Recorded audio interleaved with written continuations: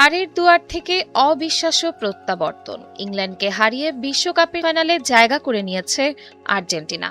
আর এই জয়ের নেপথ্যে ছিলেন লিওনেল মেসি। গোল না করেও দুটি গোলের কারিগর হয়ে নতুন এক রেকর্ডও গড়েছেন আর্জেন্টাইন অধিনায়ক।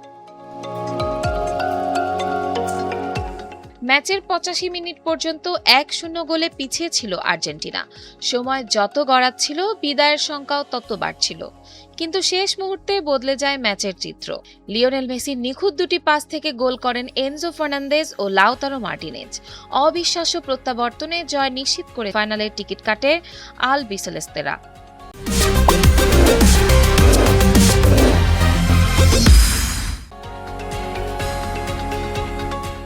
গোলের খাতায় নাম না থাকলেও পুরো ম্যাচে আর্জেন্টিনার আক্রমণের কেন্দ্রবিন্দু ছিলেন মেসি। তার ২ অ্যাসিস্টই ম্যাচের ভাগ্য বদলে দেয়। একই সঙ্গে গড়েন নতুন ইতিহাস। ৩৯ বছর ২১ দিন বয়সে বিশ্বকাপের সেমিফাইনাল খেলতে নেমে সবচেয়ে বেশি বয়সী আউটফিল্ড খেলোয়াড়ের রেকর্ড গড়েছেন মেসি। বয়স যেন তার জন্য শুধুই একটি সংখ্যা। ইংল্যান্ডের বিপক্ষে ম্যাচটি ছিল মেসির ক্যারিয়ারের ৩৩তম বিশ্বকাপ ম্যাচ। এর মাধ্যমে তৃতীয়বারের মতো বিশ্বকাপের সেমিফাইনাল খেললেন তিনি। আগের ২ সেমিফাইনালও ছিল ১ গোল ও ১ অ্যাসিস্ট।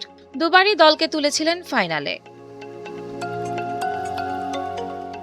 সময় যত এগোচ্ছে মেসির ফুটবল যেন ততই পরিণত হচ্ছে। বয়সকে হার মানিয়ে অভিজ্ঞতা, সৃজনশীলতায় এখনও তিনি আর্জেন্টিনার সবচেয়ে বড় ভরসা। আর ইংল্যান্ডের বিপক্ষে এই জয়ে আবারও প্রমাণ করলেন ফুটবলের ইতিহাসে কেন তার নাম লেখা থাকবে সেরাদের সেরা হিসেবে। মেসির জাদুতে নাটকীয় জয় পাওয়া আর্জেন্টিনা এখন ফাইনালের অপেক্ষায়। আর ফুটবল প্রেমীরা অপেক্ষা করছেন আরও একবার কি বিশ্বমঞ্চে ইতিহাস গড়বেন লিওনেল মেসি।